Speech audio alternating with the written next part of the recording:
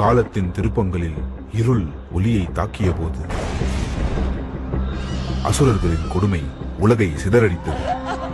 துர்வாச முனிவருக்கும் கஜமுகிக்கும் பிறந்த இரு அசுர புதல்வர்கள் வில்லவன் மற்றும் வாதாபி அதர்மத்தின் முழு உருவாகி மக்களை கொடுமைப்படுத்தினார்கள். சாந்தமும் தர்மமும் எரிந்தது.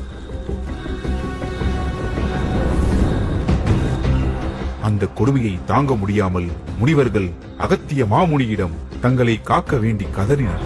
கோபத்தில் வெடித்த அகத்தியர் வில்லவனை தன் சக்தியால் அடுத்த நொடியே விழுங்கி விடுகிறார்.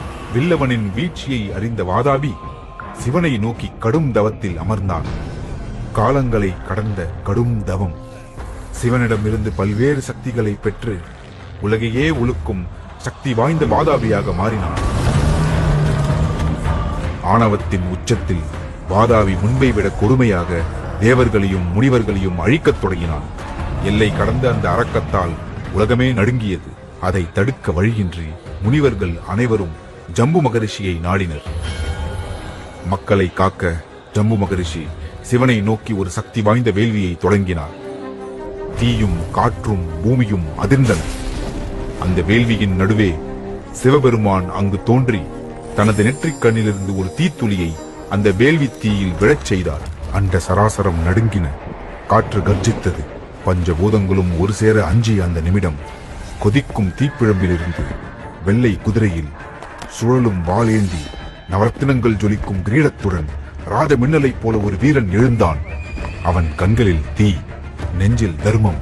அவன் தோன்றிய நாள் பங்குனி உத்திரம். அவன் பெயர் ஸ்ரீ வீர ருத்ர வன்னிய மகாராஜா. அவன் வாள் பகையை வெல்லத் துடித்தது. அவனது விழிகள் மக்கள் உயிர் காக்க புறப்பட்டன. போர்க்களம் நடுங்கியது. தர்மத்தின் காவலன் ஒரு பக்கம், அரக்க சக்தியின் உருவம் மறுபக்கம். இருவரும் நேருக்கு நேர் மோதினர். வாளின் ஒவ்வொரு வீச்சும் மின்னலாக பிரகாசித்தது. உலகமே அதிர்ந்தது. போர்க்களம் ரத்தத்தில் மிதந்தது. வாதாபி தந்திரத்தால் தாக்க வன்னிய மகாராஜா வீரத்தால் எதிர்த்தார். இறுதியில் தர்மத்தின் தீயால் அதர்மத்தை அழித்தான். வாதாபி சாம்பலானான்.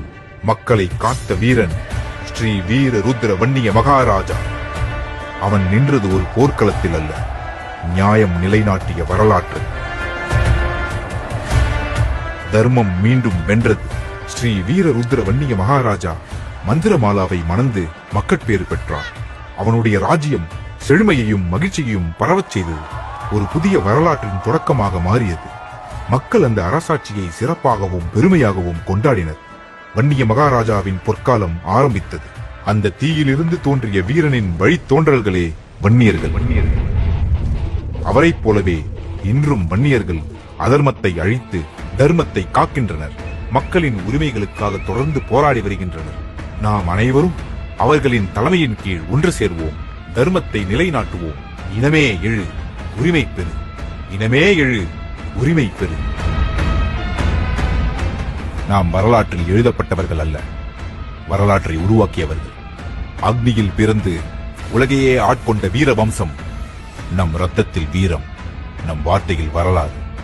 அதர்மத்தை அழித்து தர்மத்தை நிலைநாட்டுபவனே வீர வன்னிய குல சத்திரியன். அதர்மத்தை அழித்து தர்மத்தை நிலைநாட்டுபவனே வீர வன்னிய குல சத்திரியன்.